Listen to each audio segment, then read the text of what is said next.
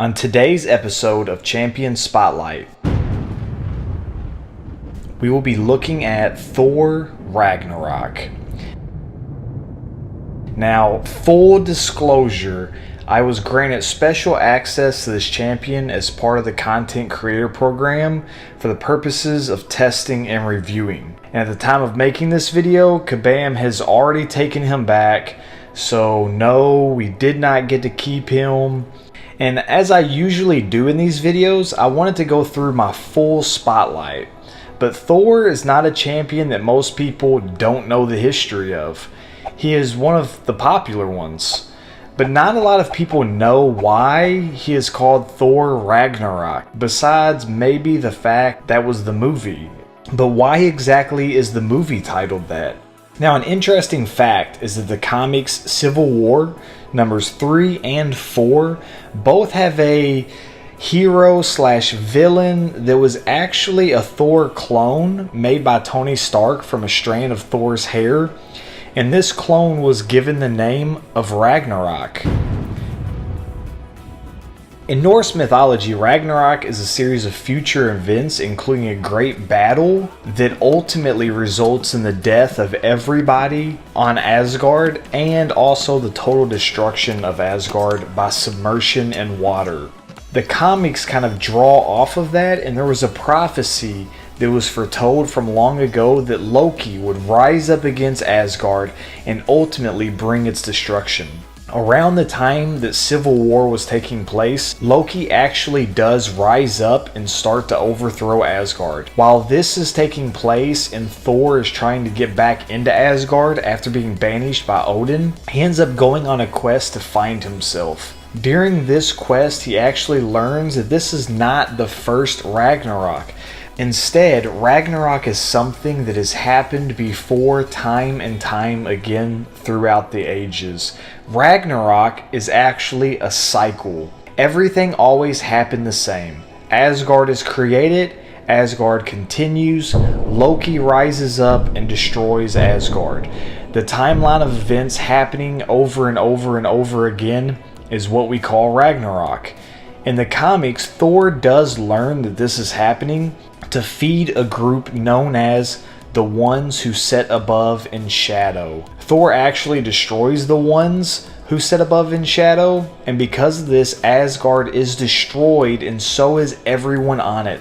It was believed by all on Earth that Thor had also died as a result of this. But if we look at the champ, we know that this is not what he was totally pulled from, or even what the movie follows along. Instead, as a Ragnarok cycle was happening, Mjolnir is destroyed and Thor finds himself on Sakaar.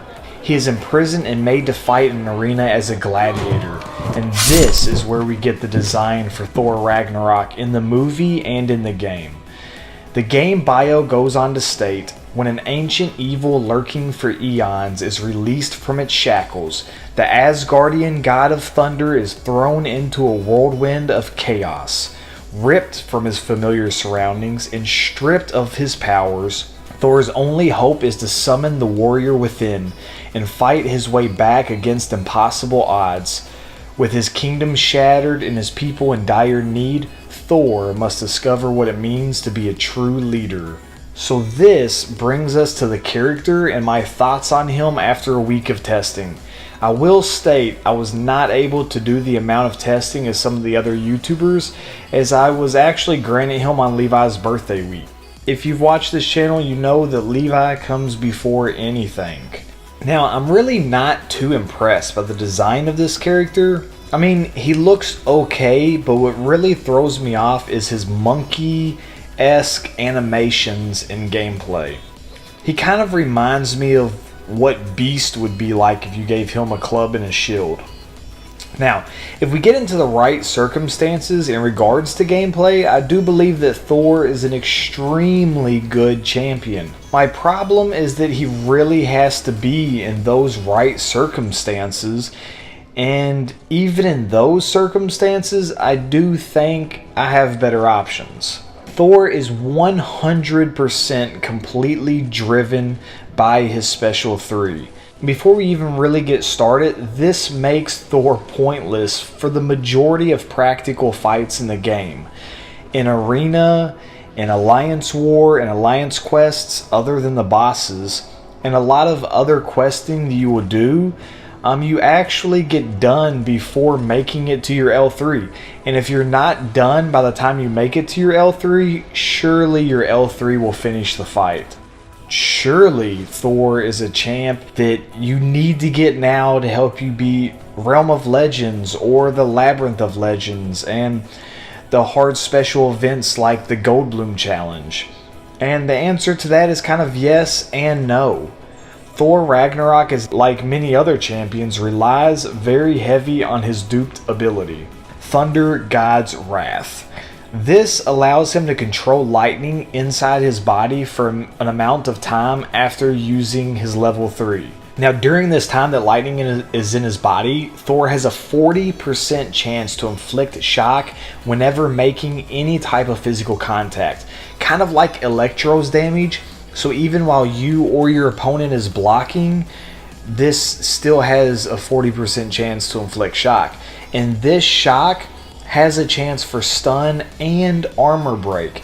And on top of that, each shock has a 15% chance to reduce enemies' ability accuracy. Now all of that sounds amazing, but at SIG level 20 it is only around 7 seconds, which isn't much at all, maybe one combo. So you really need him to be at SIG level 60 or higher for the tough fights. And that's going to put this Thunder God's Wrath at like 20 seconds or higher. Another neat ability for the long fights is gaining a combo of 40 or getting struck for a combo of 20 activates the Boon of the Gods, which fills your special meter over 5.5 seconds. So it's really cool that Thor, at the level we were giving him, would end up at his L3 around 35 hits, making the timing perfect to use the L3 and then almost immediately having another L3 back to back. Now during all of this, Thor does an insane amount of damage and is actually quite fun to play, especially if you add on his synergy with Hulk, which you kind of really need to, because that gives Thor an extra 60% attack during this time period after an L3. So if you pull Thor, then you duplicate him, then you get him to SIG level 60 or greater, and then you have a Hulk and a spot on your team that's just designated for Hulk, then Thor is a beast. He was really fun to use in some of the tougher content, and it is also kind of neat to have a champion that you actually want to use their L3 for once. Except the fact that then you have to use their L3, which it does get kind of old sitting through that animation time and time and time again. I also think that if we take Thor and look at him compared to other champions, he just doesn't stack up. If I need a powerful skill champion, I would much rather have a Gwenpool or a Blade taking that spot on my team. And if I want just a solid damage dealer, I would choose my Hyperion, Star-Lord, Stark Spidey, or even Archangel over this Thor. And even though I wasn't able to completely test this, I'm about 80% sure that I would rather use my regular Thor in most fights as well. So my overall opinion of this champ is middle of the road. Given the right circumstances, he can be phenomenal. But in all other circumstances, he's extremely lackluster. The fact that you have to use his L3 is a mechanic that makes him interesting, but at the same time, it's also a mechanic that is kind of a weakness and an annoyance. His animations are silly looking, and his design is just alright. Nothing too fancy. So, for a champion grade, I'm giving him a solid C. And that's going to wrap it up for this episode of Champion Spotlight. Let me know your thoughts and opinions of this Thor Ragnarok in the comments below, and don't forget to leave a thumbs up if you enjoyed the video. And I'll see you guys in the next one. Peace.